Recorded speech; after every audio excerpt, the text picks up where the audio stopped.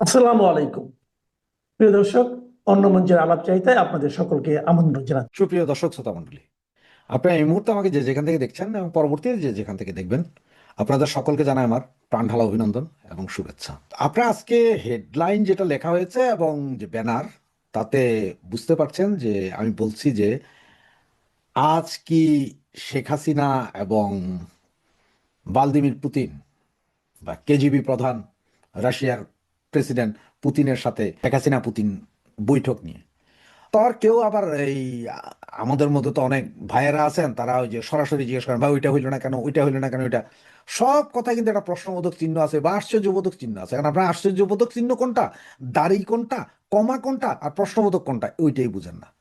না বুঝাই আসেন। যেমন আমি গত পরশুদিন বলছি 72 ঘন্টার ভিতর অনেক কিছুই ঘটতে পারে, অনেক কিছুই, অনেক অঘটন, অনেক ঘটনা অঘটনা ঘটতে পারে। এখন আজকে অনেকে বলতে কই রে ভাই 72 ঘন্টার ভিতরে কিছু ঘটলো না, তো ওনাদেরও বলি আরে ভাই 72 ঘন্টার ভিতরে কিছু ঘটে নাই। এই যে বিএনপির এক নেতা কইলো খালেদা জিয়া মরে গেছে গা, ওনার শরীর এখানে রূপ রে। আবার আজকে বিমান আইতেছিল কাতার থেকে, সেইটা আবার আইতে আইতে কইতেছে যে বিমান একটু নষ্ট হয়ে গেছে, এটা আইতে দেরি হইব। ওইদিকে আবার এই তারেক জিয়ার মেয়ে আর বউ আইতেছে। তো এদিকে খালেদা জিয়া যাবো কোথায়, লন্ডন। ওইদিকে বিমান এরা নামবো সকাল ধরেন 8টা বা 10টায়। ওইদিকে বিমান আইবো কইতেছে ভোরবেলায়, ওনারা নিয়ে যাবো। তাহলে ওরা আইসা কোথায় যাবো? ওরা কি আইসা হসপিটালে যে খালেদা জিয়া আইগা মুইতা রাখছে এটি পরিষ্কার করতে আইবো? এগুলো সব ঘটনা না। এখন এগুলো বুঝেন না। আপনারা কি বুঝেন?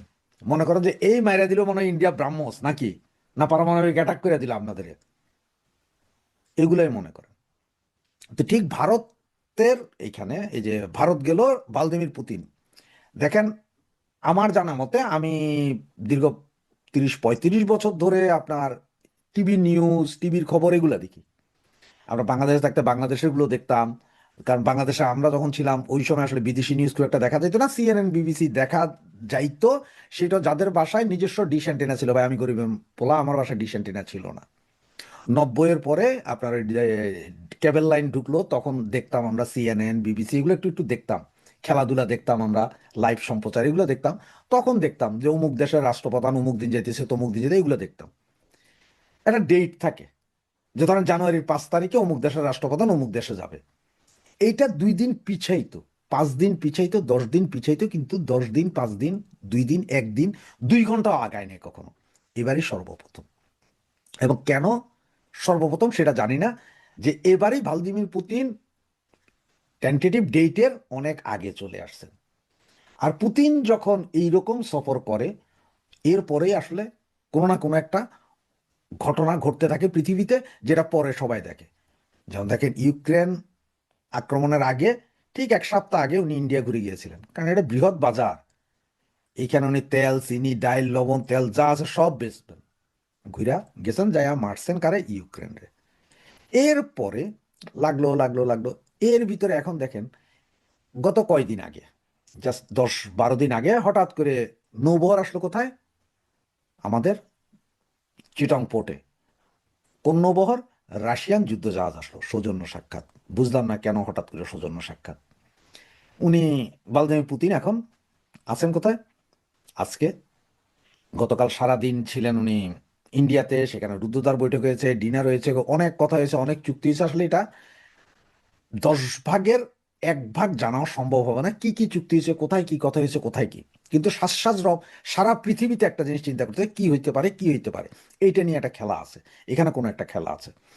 আবার ইন্ডিয়াতে আসছেন। এখন এর আগেই আমাদের মাননীয় প্রধানমন্ত্রী জননেত্রী শেখ হাসিনাকে আপনার দাওয়াত দিয়েছেন রাশিয়া যাওয়ার জন্য 5ই আগস্টের পরে, গত বছর 5ই আগস্টের পরেই দাওয়াত দিয়েছেন। এবং এর আগে আমরা বলেছিলাম যে যে কোনো মুহূর্তে শেখ হাসিনা এরকম সফরে যাবেন। আর সফরে যে যাবেন, আজকে যান আর কালকে যান আর পরশুদিন যান, উনি যাবেনই। এটা আপনারা গ্যারেন্টেড হয়ে থাকতে পারেন, উনি যাবেন, এতে কোনো মানা নেই। তবে আপনারা যারা মনে করেন যে আরে বলছে তো তাহলে কালকেই যাবে না কেন, এখনই বিমানে উঠতেছে কেন, এরকম হয় না। জিও পলিটিক্সে অনেক কিছু রয়েছে হয়, যেটা আপনি মনে করেন যে কালকে হওয়া বাঞ্ছনীয়, সেটা 2 বছর পরে হয়, সেটা 5 বছর পরেও হয়। এরকম ঘটনাই আছে। তো এখন যেটা গুঞ্জন শোনা যাচ্ছে ভারতীয় বিভিন্ন মিডিয়ায়, সাংবাদিকরা এবং রাশিয়ার যেসব মিডিয়াগুলো আছে, তার মধ্যে সবচেয়ে শক্তিশালী মিডিয়া আরটি, আরটি টেলিভিশন, ওদের একটা টেবিল টকে শুনেছিলাম যে আমাদের মাননীয় প্রধানমন্ত্রী জননেত্রী শেখ হাসিনার সাথে ভ্লাদিমির পুতিনের একটা বৈঠক হইতে পারে, যে বৈঠকটা হয় সর্বোচ্চ 45 মিনিটের একটা বৈঠক হতে পারে বলে ওরাও বলছে। কিন্তু বৈঠক কোথায় হবে সেটা জানে না। কি শেখ হাসিনা গিয়ে দেখা করবেন ভ্লাদিমির পুতিনের সাথে, না পুতিন গিয়ে উনি যেখানে থাকেন সেখানে দেখা হবে, সেটাও জানি না। তবে একটা দ্বিপাক্ষিক বৈঠক হতে পারে। সেই বৈঠক আসলে কি বিষয়ে কথা হবে, কোন বিষয়ে কথা হবে, কে কে থাকবে, এটা জানা যায়নি। আর এটা জানা যায়নি বিধায় আমরা বলছি যে এটা বৈঠক হবে, প্রশ্নবোধক চিহ্ন আছে। এবং এই বৈঠকটা হতে পারে কারণ 71-এ আমাদের মুক্তিযুদ্ধের সময় রাশিয়া আমাদেরকে সাপোর্ট করেছিল, ইন্ডিয়া তো সাপোর্ট করে, ওদের সৈন্যও মরেছে। আবার রাশিয়া যখন পৃথিবীর কেউ আমাদেরকে হেল্প করেনি, যে সারা বন্দর সারা বঙ্গোপসাগরে যখন আপনার বোমা পেতে রেখে গিয়েছিল পাকিস্তানের, এগুলো সুইপিং করার জন্য, এগুলোকে উঠানোর জন্য রাশিয়া হেল্প করেছিল। এবং রাশিয়ার কয়েকজন সোলজারও মারা গিয়েছিল যারা এই সুইপিং এর কাজে আসছিলেন, ওনারা মারা গিয়েছিলেন। সুতরাং রাশিয়ার সাথে একটা ভালো সম্পর্ক আছে, বাংলাদেশের স্বাধীনতার, আওয়ামী লীগের একটা ভালো সম্পর্ক, সবকিছু মিলিয়ে পুতিন একটা খেলা আবার হয়তো খেলতে পারে। এবং উনি কথা বলতে পারে, পুতিনের শেষ সাহস আছে। সিরিয়ার বাশার আল আসাদরে পৃথিবীর সবাই মিলে ধরার পরও কিছু করতে পারেনি, বাঁচায় নিয়ে গেছে রাশিয়া। এছাড়া আপনার ওই যে বললাম যে উইকলির যে ফাঁস হওয়ার নথি, সেই নথির যে যারা করেছে তাদেরকেও বাঁচিয়ে রেখেছে রাশিয়া। সুতরাং রাশিয়া পরাশক্তি, তারা কখন কি যে করে বা কি হবে এটা কেউ বলতে পারেন না। এবং ইন্ডিয়ার সাথে সবচেয়ে বেশি ভালো সম্পর্ক। সুতরাং ইন্ডিয়া যেহেতু চায় যে বাংলাদেশের ক্ষমতায় আওয়ামী লীগ আসুক, বা আওয়ামী লীগ থাকলে ওনাদের নিরাপত্তা নিশ্চিত হয়, ইন্ডিয়ার নিরাপত্তা নিশ্চিত হয়। মৌলবাদী এখন যেসব মৌলবাদী আছে এরকম মৌলবাদ থাকে না। সুতরাং রাশিয়া সেই দিকেই যাবে, কারণ রাশিয়ারও ব্যবসা ভাই এরা সবাই সবার ব্যবসা বুঝে। এখন ডাক্তার ইউনূস কি ইলেকশন দিবেন কি দিবেন না, হবে কি হবে না, সেটা নিয়ে আপনারা সবাই যখন চিন্তা করছেন, আমরা প্রথম থেকে বলছি ইলেকশন হবে না হবে না হবে না, এখনো বলি এই ইলেকশন হবে না হবে না হবে না। তবে আজকে শেখ হাসিনার সাথে বৈঠক হবে কি হবে না, আজকে না কালকে, নাকি উনি যাওয়ার ঠিক আগ মুহূর্ত হবে, সেটার ব্যাপারে এখনো কেউ গ্যারান্টি দিতে পারছে না। তবে চোখ কান খোলা রাখুন, যে কোনো মুহূর্তে হয়তো মিটিং হতে পারে। আর এটা যদি হয়, সাথে সাথে আপনাদেরকে তাৎক্ষণিক এসে জানিয়ে দিব যে হ্যাঁ মিটিং হয়েছে। দু একটা ছবি হয়তো বেরিয়ে যেতে পারে, সেগুলো সাথে সাথে আনবো। এবং ভারতীয় দু একজন সাংবাদিককেও অ্যাডভান্স নিয়ে আসবো, যাতে খুলে বলতে পারে কে কোথায় আছে, কি মিটিং হচ্ছে, এগুলো জানতে পারবেন। যদি আজকে বাংলাদেশ সময় 8টায় গৌতম লাহারি দিল্লিতে থাকেন, সাংবাদিক, ভারতীয় সাংবাদিক সবাই চিনেন, উনি আমার একটা লাইভ প্রোগ্রামে আসবেন। ওনার কাছ থেকে আরো কিছু ইনফরমেশন হয়তো আমরা পেতে পারি, যেটা সকলেই দেখবেন এবং শুনবেন। এটা কনফার্ম হয়েছে যে আজকে সন্ধ্যা বা রাতে ফেরার বা আগে, পুতিন দেশে ফেরার আগে রাতে 9টায় উনি দেশে ফিরছেন। তার আগে উনি দেখা করবেন 7টার সময় দ্রৌপদী মুর্মু, আমাদের রাষ্ট্রপতি, মহামান্য রাষ্ট্রপতির সঙ্গে। তারপর আধ ঘন্টার জন্য উনি মিট করবেন বাংলাদেশের প্রধানমন্ত্রী শেখ হাসিনার সঙ্গে। ওখান থেকে ডিরেক্টলি তিনি এয়ারপোর্ট চলে যাবেন। এয়ারপোর্ট থেকে 9টার সময় উনি ভারতের মাটি ছাড়বেন। এখন এর মধ্যে যে প্রোগ্রামগুলো আছে তার মধ্যে একটা জিনিস জানা গিয়েছে, কাল রাত্রিবেলা, কাল রাত্রে অনেক রাত অবধি জেগেছিলাম আমি, সকালবেলা উঠে এই ভিডিওটা করে আমি একটু বেরোচ্ছি, কারণ আমার একটা মামলা রয়েছে, সেই মামলাটা আমার অ্যাটেন্ড করতে হবে। মামলাটা করে ফিরে আসার পর, অ্যাটেন্ড করে ফিরে আসার পর আমি দ্বিতীয় ভিডিওটা করব, যেখানে বাংলাদেশের সম্পর্কটা রয়েছে। আমি যেটা বলছিলাম না, এখানে বাংলাদেশের সম্পর্ক রয়েছেই রয়েছে, বাংলাদেশের সম্পর্ক রয়েছে। এবং বাংলাদেশ সম্পর্কে যে খবরটা পাওয়া যাচ্ছে সেটা আরেকটু কনফার্ম করতে হবে যে চীনের এখানে একটা ইনভলভমেন্ট আছে। মানে চীন পাকিস্তানকে দিয়ে, টার্কিকে দিয়ে কিছু অস্ত্র, অর্থ পেছন দিক দিয়ে সাহায্য করার জন্য বাংলাদেশে পাঠানোর কথা চিন্তা করেছিল। যুদ্ধটা একবার শুরু হয়ে গেলে এই অস্ত্র আর এগুলো যেগুলো পাঠানো হয়েছে সেগুলো সমস্ত যে জায়গায় মজুত করা আছে, সেই জায়গাগুলো সমস্ত পিন পয়েন্ট করে কেজিবি একদম দিয়ে গেছে, যেগুলো মোসাদের, আমাদের রয়ের সঙ্গে পুরোপুরি মিলে গেছে 100%। মানে ওইখানকার তথ্য, ওদের গোয়েন্দা তথ্য এবং আমাদের গোয়েন্দা তথ্য 100% মিলে গেছে। যেখানে দেখা যাচ্ছে যে এই জায়গায় সমস্ত অস্ত্রগুলো মজুত করা আছে। সেই অস্ত্রগুলোর বলে কিন্তু এরা এত লাফালাফি করছে। আর এদের মধ্যে কিছু জিহাদি তৈরি হয়েছে, যারা জেহাদ করার জন্য বিভিন্ন পথ দিয়ে ভারতবর্ষে ঢোকার চেষ্টা করছে।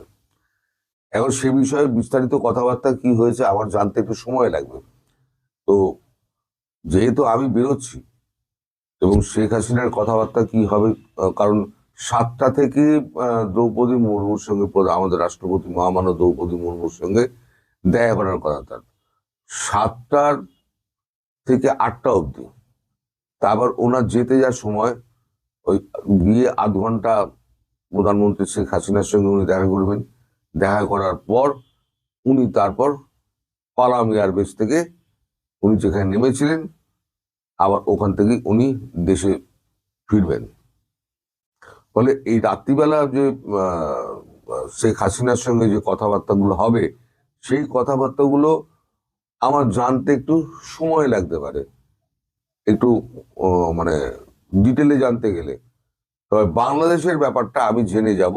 আমি কোর্ট থেকে ফিরে আসি, কোর্টেও আমি সারাক্ষণ তো ব্যস্ত থাকবো না, আমার তো হাজিরা দেওয়ার ব্যাপার। তো কোর্ট থেকে ফিরে এসে আমি সমস্ত কিছু আর কি টেলিফোনে আমি জোগাড় টোগাড় করে নেবো। আমি সন্ধ্যেবেলার ভিডিওতে আমি ওইগুলো আপনাদের দিয়ে দেবো। তো সন্ধ্যেবেলার ভিডিওটা যদি একটু দেরি হয় আপনারা অপেক্ষা করবেন, কারণ যেহেতু কোর্ট থেকে আমি আসবো, এসে আমি খবরাখবর নিয়ে ভিডিওটা করে আপলোড করে তারপরেতে ছাড়তে গেলে যে সময়গুলো লাগে, হয়তো আমি মানে ভারতীয় সময় 6:30টার জায়গায় আমি হয়তো 7টায় ছাড়তে পারি। এই সময়টুকু আপনারা একটু অপেক্ষা করবেন আমার জন্য। আর সেই সময়তে আমি জানতে পারবো মানে বাংলাদেশের সম্পর্কে সম্পূর্ণ ব্যাপারটা জানতে পারবো, কি চক্রান্তটা হয়েছিল। চীন পেছন দিক দিয়ে কি চক্রান্তটা খেলছে, সামনে আমাদের বন্ধুত্বের হাত বাড়াচ্ছে বাজারটা পাওয়ার জন্য, কিন্তু পেছন দিক দিয়ে চীন চিরশত্রুই থাকবে।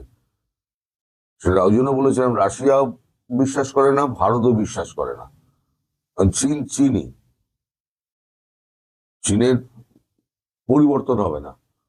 তো সেক্ষেত্রে চীন কি কি করেছে এবং কি কি করতে চাইছিল, যেখানে সমস্ত লাইনগুলোকে কেটে দেওয়া হয়েছে, চীনের সমস্ত প্রচেষ্টাকে নষ্ট করে দেওয়া হয়েছে, এবং যেখানে যেখানে ওরা অস্ত্র মজুত করেছিল, কেজিবির এজেন্ট এবং আমাদের এজেন্সি দুজনেই কিন্তু মিলিয়ে দেখেছে যে এখানে দুজনেই এটাই ইনফরমেশনটা মিলে যাচ্ছে। ফলে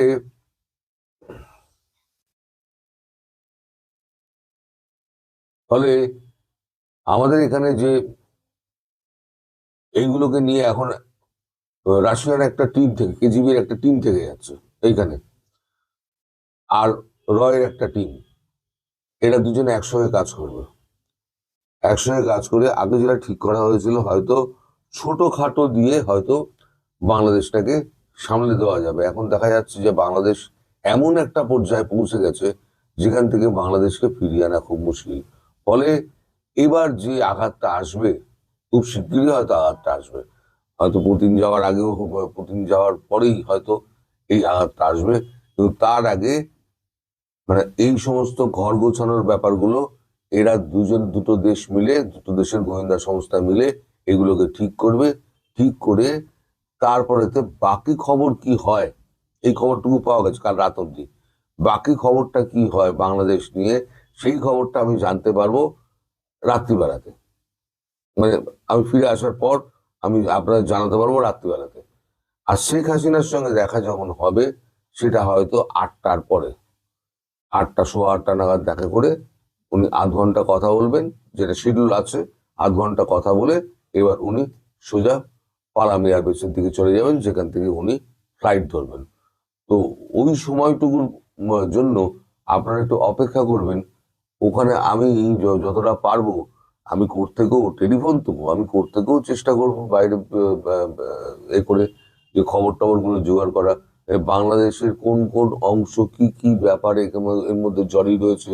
নইলে এত তড়িঘড়ি পুতিন আসছেন না। পুতিন এটাই বলতে এসছেন যে এর পেছনে চীনের এই চক্রান্ত রয়েছে, দেখুন এই হচ্ছে আমাদের ইন্টেলিজেন্স রিপোর্ট, আপনাদের ইন্টেলিজেন্স রিপোর্ট আনুন, আর দুটোকে মেলান, দুটোকে মিলিয়ে দেখা যাচ্ছে ঠিক আছে। তাহলে এটা হচ্ছে একদম কনফার্ম খবর। ওই জন্য উনি তাড়াতাড়ি এসছেন, কোনো ডিপ্লোম্যাটিক চ্যানেলে উনি কোনো বার্তা পাঠাননি। তো তাড়াতাড়ি এসে উনি সমস্ত কিছু বলে টলে গেছেন, আলোচনা করে গেছেন। এবার রাশিয়ার রোল কি হবে এই যুদ্ধে, বাংলাদেশ যুদ্ধে রাশিয়ার রোল কি হবে এবং ভারতের রোল কি হবে, রেসিপ্রোকাল একটা ব্যাপার আছে না। এখন ভারতের মাটিও রাশিয়া ব্যবহার করতে পারবে, রাশিয়ার মাটি ভারতও ব্যবহার করবে। আর একটা কথা শোনা যাচ্ছে, রাশিয়ার ওপরে আঘাত মানে ভারতের ওপরে আঘাত, আর ভারতের ওপরে আঘাত মানে রাশিয়ার ওপরে আঘাত।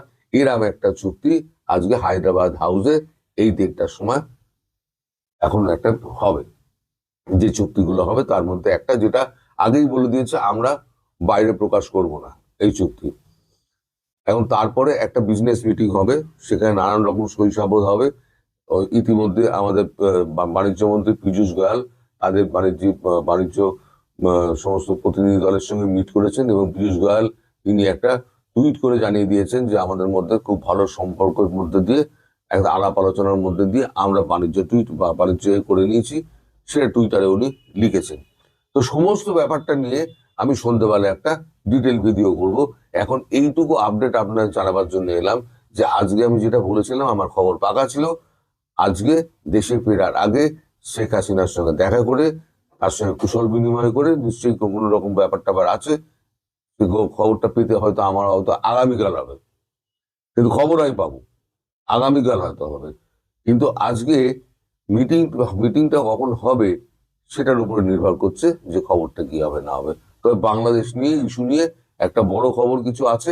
ঢাকা সেনানিবাসে সেনাকুঞ্জে 21শে নভেম্বর আলো ঝলমলে অনুষ্ঠানে খালেদা জিয়া ছিলেন হাস্যোজ্জ্বল। ঠিক 15 দিনের মাথায় গুরুতর সংকটাপন্ন অবস্থায় এয়ার অ্যাম্বুলেন্সে তাকে লন্ডনে পাঠানোর প্রস্তুতি এখন চূড়ান্ত।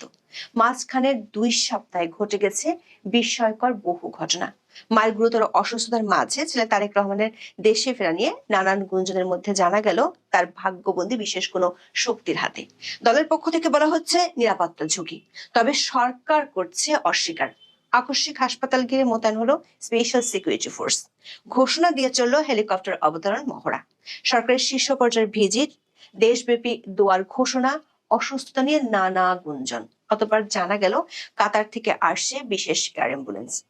মধ্যরাতে উড়াল দেওয়ার কথা থাকলেও টেকনিক্যাল সমস্যার কারণে সেই অ্যাম্বুলেন্সে শুক্রবার সকালে ঢাকা থেকে যাবে লন্ডনে খালেদা জিয়া।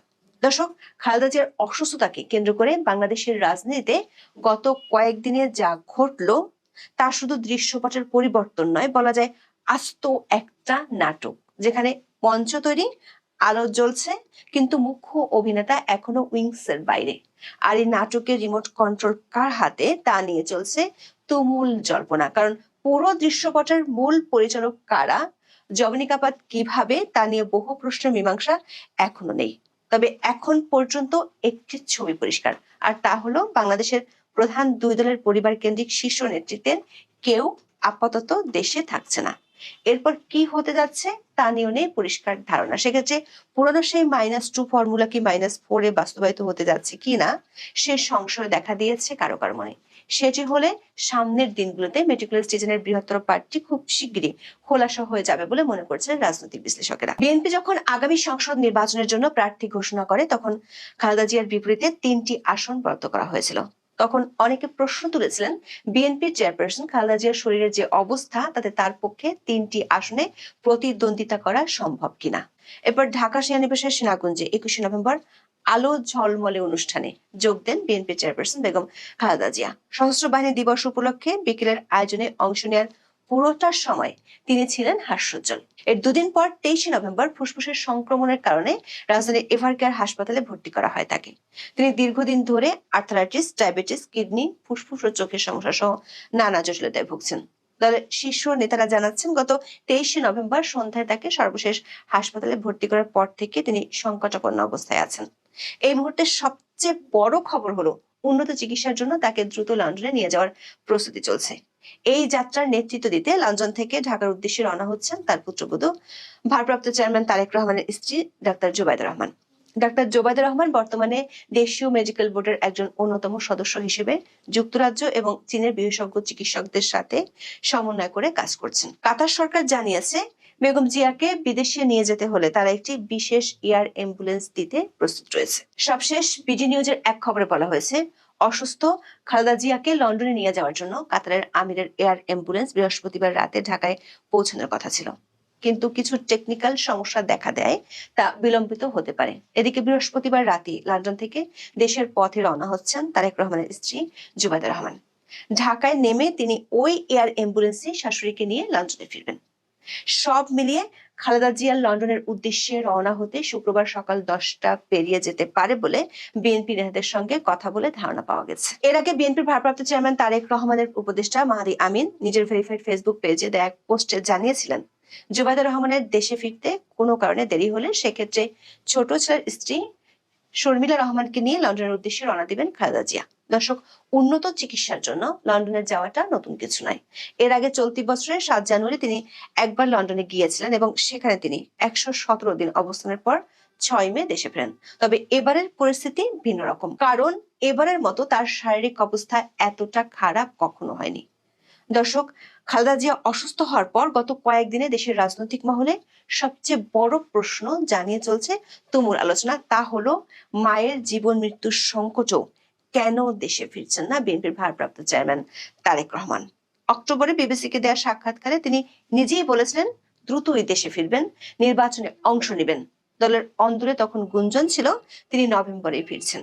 এমনকি তারেক রহমান এবং তার স্ত্রী জুবাইদা রহমান সব মামলা থেকে আইনি অব্যাহতি পাওয়ার পর তার দেশে ফেরার পথ তৈরি হয়েছিল।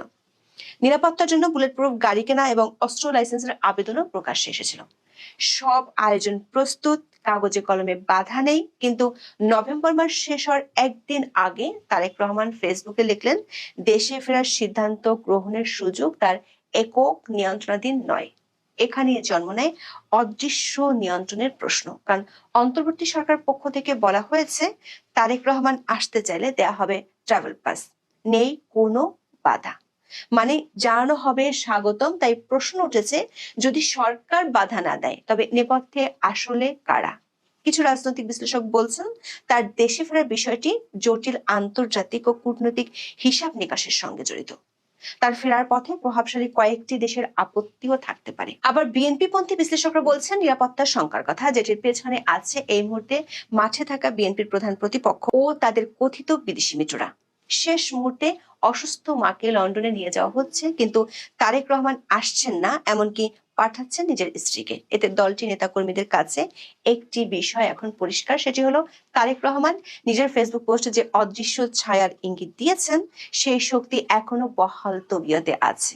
তার মানে জনাব রহমান তার দেশের ফেরার সিদ্ধান্তের রিমোট কন্ট্রোল এখনো নিজের হাতে ফিরে পাননি। সরকারের সবশেষ ঘোষণা আরো একটি বিষয় নিয়ে প্রশ্ন দেখা দিয়েছে। অন্তর্বর্তী সরকার খালেদা জিয়াকে যেভাবে ট্রিট করেন সেভাবে তারেক রহমানকে দেখেন কিনা। হাসপাতালে চিকিৎসাধীন থাকা অবস্থায় 2রা ডিসেম্বর সরকার খালেদা জিয়াকে অতি গুরুত্বপূর্ণ ব্যক্তি হিসেবে ঘোষণা করে তার নিরাপত্তার জন্য এসএসএফ নিয়োগ করে। তখন অনেকের ধারণা ছিল খালেদা জিয়ার পরিবারের সদস্য হিসেবে তারেক রহমান ও তার স্ত্রী সন্তান দেশে আসলে তারাও একই ধরনের নিরাপত্তা পাবেন। কিন্তু 4ঠা ডিসেম্বর বন ও পরিবেশ উপদেষ্টা সৈয়দা রেজানা হাসান জানিয়েছেন ওই সুবিধা শুধু খালেদা জিয়ার জন্য, তার পরিবারের সদস্যদের জন্য নয়। দর্শক, এমন পরিস্থিতির মধ্যে বিএনপির পক্ষ থেকে 4 ডিসেম্বর আরো 36টি নির্বাচনী আসনে প্রার্থী কারা হবেন তা জানিয়ে দেওয়া হয়েছে। তবে দলটির একাধিক সূত্র বলছে এমন ঘোষণা দলের নেতাকর্মীদের মনোবল ধরে রাখার জন্য, কারণ পরিস্থিতি যে পর্যায়ে গেছে তাতে দলের নেতাকর্মীরা কিং কর্তব্য বিমূঢ়। বছরের পর বছর ধরে বিএনপি এই দুই নেতার কারিশমার উপর নির্ভরশীল।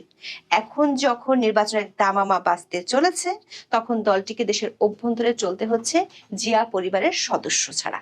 বিএনপির একজন সিনিয়র নেতা বলেছেন, খালেদা জিয়া ও তারেক রহমান ছাড়া বিএনপির এমন কোনো নেতা নেই যিনি নির্বাচনের সময় টেকনাফ থেকে তেতুলিয়া চষে বেড়াতে পারেন। দর্শক, সবশেষ প্রার্থী হিসেবে ঘোষণা করা হয়েছে এমন দুজন প্রার্থীর সাথে আমরা কথা বলেছি। এই মুহূর্তে দলটির যে অবস্থা তাতে তারা নিজেরাও দ্বিধায় আছেন, আদৌ নির্বাচনে দলটির কৌশল কি হবে। রাজনৈতিক বিশ্লেষকরা বলছেন বিএনপি মূলত খালেদা জিয়াকে 3টি আসনে প্রার্থী হিসেবে রেখেছিল, যা দলের একটি নির্বাচনী কৌশল। আর নির্বাচনে জিতলে সরকার গঠনের ক্ষেত্রে তারেক রহমানই নেতৃত্ব দেবেন, এটাই তাদের মূল চিন্তা। কিন্তু এখন খালেদা জিয়া গুরুতর অসুস্থ এবং তারেক অদৃশ্য শক্তির ইচ্ছার ফ্রেমে বন্দী। এমন অবস্থায় জিয়া পরিবারের কেউ ছাড়া বিএনপি নির্বাচনে অংশ নিলে সেটি হবে দলের ইতিহাসে এক অভূতপূর্ব ঘটনা। রাজনৈতিক অঙ্গনে এটি হবে যেন ঢাল নেই, তলোয়ার নেই, নিধিরাম সর্দারের মতো অবস্থা, যেখানে নেতা নেই কিন্তু যুদ্ধ ঘোষণা করতে হচ্ছে। দর্শক, খড়পোড়া গরু যেমন সিঁদুরের মেঘ দেখলে ভয় পায়, তেমনি বিএনপি নেতাদের মনের মধ্যে কু ডাকছে 111-এর। সে সময় -2 ফর্মুলা -4 রূপ নিচ্ছে কিনা সে আশঙ্কা এখন দলটির অনেকের। দর্শক, মাত্র 6 দিন আগে বাংলাদেশের শীর্ষ 2 দলের নেতৃত্ব পরিবর্তনে বাইরের চাপ সম্পর্কে সতর্ক করেন সাবেক প্রধানমন্ত্রী শেখ হাসিনার ছেলে সজীব ওয়াজেদ জয়। বিবিসি বাংলায় 28 নভেম্বর প্রকাশিত সাক্ষাৎকারে জয় আওয়ামী লীগের পাশাপাশি বিএনপির বিরুদ্ধে ষড়যন্ত্রের ইঙ্গিত দেন। বলেন, 2 দলের নেতৃত্ব পরিবর্তনে বিদেশ থেকে একটা খেলা চলছে। বিএনপির একাধিক সূত্র বলছে, যদি খালেদা জিয়ার অবস্থা অপরিবর্তিত থাকে এবং অবনতি ঘটে অথবা অনাকাঙ্ক্ষিত কিছু ঘটে গেলে তাহলে বিএনপির পক্ষে নির্বাচনের জন্য প্রস্তুত হওয়া সম্ভব নয়।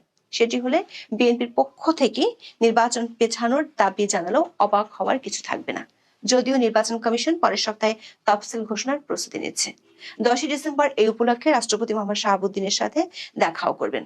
এরই মধ্যে ইসিতে গিয়ে এনসিপি নেতারা খালেদা জিয়ার অসুস্থতা ও বর্তমান পরিস্থিতি বিবেচনায় নিয়ে তফসিল ঘোষণা করার অনুরোধ জানিয়ে রেখেছে।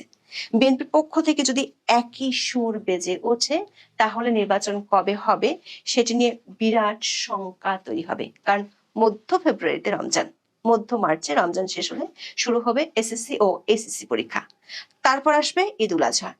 এসব কিছু বিবেচনায় 2026 সালের জুনের আগে নির্বাচন হওয়ার সম্ভাবনা দেখছেন না অনেক রাজনৈতিক বিশ্লেষক। দর্শক, তেমন পরিস্থিতি হলে অধ্যাপক ইউনূসের ফেব্রুয়ারির পর আর ক্ষমতায় না থাকার সেই ঘোষণার কি হবে সেটি সম্পর্কে সামনের 2-1 সপ্তাহের মধ্যে ধারণা পাওয়া যাবে। আবার নির্বাচন যদি পিছিয়ে যায় তখন কি তারেক রহমানের উপর থেকে সেই অদৃশ্য শক্তির ছায়া সরে যাবে? যদি না সরে তাহলে বিএনপির নেতৃত্ব সামনের দিনে কার হাতে উঠবে? এসব প্রশ্নের উত্তর হয়তো সামনের দিনগুলোতে পাওয়া যাবে।